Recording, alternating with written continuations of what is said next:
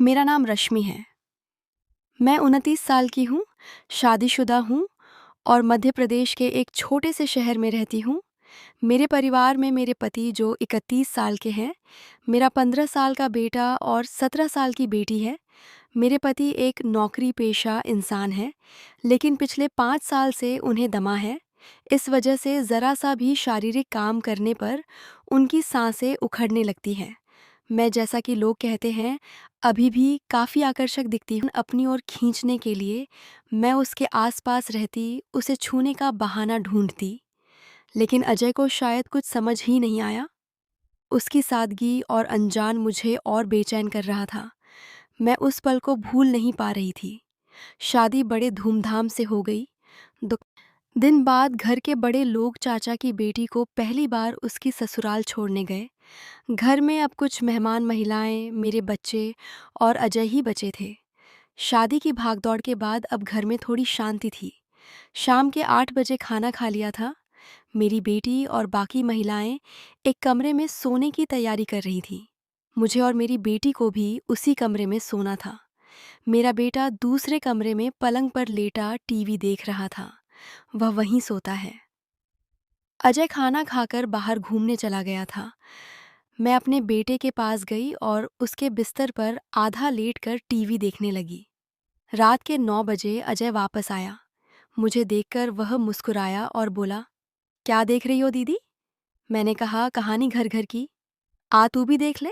वो बोला, बस अभी आता हूँ दीदी, और अपने कमरे में कपड़े बदलने चला गया। कुछ देर बाद वो वापस आया और मेरे बेटे के बगल में लेटकर टीवी देखने लगा। मेरे दिल की धड़कनें तेज हो गई। अजय के पास होने से मेरे मन में एक अजीब सी हलचल होने लगी थी। रात के 10 बजे बज रहे थे। मेरा बेटा बोला, मम्मी ये लाइट बंद कर दो, मुझे नींद आ रही है। तुम्हारा ये सास बहू का ड्रामा बहुत देर तक चलेगा। मैं जानता हूँ तुम पूरा देखकर ही सोओगी। यह सुनकर मुझे हंसी आ गई और अजय भी हंसने लगा। उसने कहा, हाँ दीदी, लाइट बंद कर दो, मेरी आंखें भी भारी हो रही हैं, मैं भी जल्दी सो जाऊंगा। मैंने कहा, ठीक है, और उठकर लाइट बंद कर दी। फिर उसी बिस्तर पर अपने बेटे के पास लेटकर टीवी देखने लगी। अब दीवार की तरफ अजय था, फिर मेरा बेटा और फिर मैं। कुछ देर बाद मेरा बेटा सो गया। थोड़ी देर बाद अजय की आंखें भी बंद हो गईं। मैंने जानबूझकर उसे उसके कमरे में जाने के लिए नहीं जगाया। टीवी की आवाज़ को मैंने बिल्कुल धीमा कर दिया। कुछ देर और इंतज़ार करने के बाद मैं चुपके से उठी और बगल वाले कमरे में जाकर देखा। मेरी बेटी और बाकी मेहमान गहरी नींद में थे। मैं वापस आई, नाइट बल्ब जलाया, टीवी बंद किया और अपने बेटे के पास लेट गई। करीब आधे घंटे तक इंतज़ार करने के बाद मैंने फिर से स्थिति का जायज़ा लिया। सब गहरी नींद में थे। अजय भी सो रहा था। मेरे मन में एक तूफान सा उठ रहा था। मैं अजय को देख रही थी और मेरे दिल की धड़कनें रुकने का नाम नहीं ले रही थी। उस रात मेरे मन में क्या चल रहा था, यह शायद मैं खुद भी पूरी तरह नहीं समझ पा रही थी। लेकिन उस पल में मेरे अंदर की चाहत मुझे कुछ और ही सोचने पर मजबूर कर रही थी। उस रात जब घर में सन्नाटा पसरा था और नाइट बल्ब की हल्की रोशनी कमरे को एक रहस्यमयी सा माहौल दे रही थी, मेरा मन बेकाबू हो रहा था। अजय गहरी नींद में था, उसकी सांसें एक समान चल रही थी। मेरा बेटा भी पास में सो रहा था और बगल के कमरे में मेरी बेटी और बाकी मेहमान भी नींद के आगोश में थे।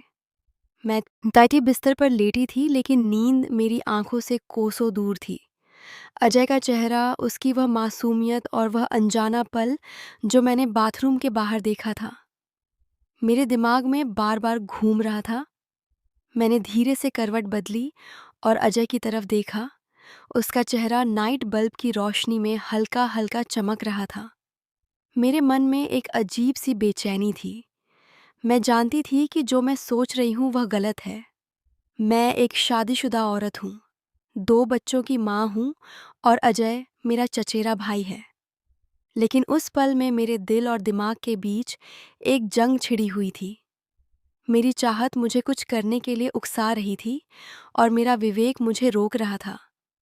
मैंने धीरे से अपनी जगह से उठने की कोशिश की, लेकिन मेरा बेटा हल्का सा हिला। मैं रुक गई। डर के मारे मेरी सांस थम सी गई। कुछ पल रुककर जब मुझे यकीन हो गया कि वह फिर से गहरी नींद में है, मैंने हिम्मत जुटाई और धीरे से बिस्तर से उठी। मेरे कदम कांप रहे थे, लेकिन मैंने खुद को संभाला और अजय के से पास गई। वो अभी भी गहरी नींद में था। मैंने एक बार फिर चारों तरफ नज़र दौड़ाई, ये सुनिश्चित करने के लिए कि कोई जाग तो नहीं रहा। सब कुछ शांत था। मैं अजय के बगल में बैठ गई। मेरे हाथ कांप रहे थे। मैंने धीरे से उसका कंधा छुआ, जैसे उसे हल्का सा हिलाकर देखना चाहती थी, लेकिन वो नहीं जागा। मेरे मन में एक तूफान सा उठ रहा था। मैंने खुद से कहा, रश्मि, तू क्या कर रही है? ये गलत है। लेकिन मेरे शरीर ने मेरे दिमाग की बात नहीं मानी। मैंने धीरे से उसका हाथ पकड़ा। उसका हाथ गर्म था और मेरे स्पर्श से वह हल्का सा हिला। उसकी आंखें खुली और वह थोड़ा चौंक सा गया। दीदी, उसने धीमी आवाज में कहा, जैसे नींद में ही हो। शब्द कुछ मत बोल, मैंने फुसफुसाते हुए कहा। मेरी आवाज़ में एक अजीब सी कशिश थी, जो शायद मुझे भी नहीं पता थी कि कहाँ से आई। मैंने कहा और उसका हाथ और कसकर पकड़ लिया। मुझे नहीं पता था कि मैं क्या चाहती थी, लेकिन उस पल में मैं बस अजय के करीब रहना चाहती थी। वह थोड़ा असहज सा दिखा, लेकिन कुछ बोला नहीं। शायद उसे समझ नहीं आ रहा था कि मैं क्या चाह रही हूँ। मैंने धीरे से उसका चेहरा अपनी तरफ किया और उसकी आंखों में देखा। उसकी आंखों में एक सवाल था, लेकिन वह चुप रहा। मेरे दिल की धड़कनें इतनी तेज थी कि मुझे लग रहा था कि वह भी उन्हें सुन लेगा। अजय, मैंने धीमी आवाज में कहा, तू बहुत अच्छा है। वो हल्का सा हंसा और बोला, दीदी, आप भी तो अच्छी है, लेकिन इतनी रात को ये सब बातें क्यों? वह मैंने जवाब नहीं दिया। मेरे पास कोई जवाब था भी नहीं। मैंने बस उसका हाथ और कसकर पकड़ा और धीरे से उसके करीब सरक गई। उसने एक बार फिर मेरी तरफ देखा। इस बार उसकी आंखों में थोड़ा डर और थोड़ा आश्चर्य था। दीदी, ये ठीक नहीं है, उसने धीरे से कहा और उसने अपना हाथ छुड़ाने की कोशिश की। उसके शब्द मेरे लिए एक झटके की तरह थे। मैं एकदम से रुक गई। मेरे चेहरे पर शर्मिंदगी की और डर दोनों छा गए। मुझे माफ़ कर दे अजय, मैंने हड़बड़ाते हुए कहा। मुझे नहीं पता मैं क्या कर रही थी। अजय ने कुछ नहीं कहा। वह बस चुपचाप उठा और अपने कमरे की तरफ चला गया। मैं वहीं बिस्तर पर बैठी रही। मेरे आंसू रुकने का नाम नहीं ले रहे थे। मैंने खुद को कोसना शुरू कर दिया। रश्मि, तूने ये क्या कर दिया? तूने सब कुछ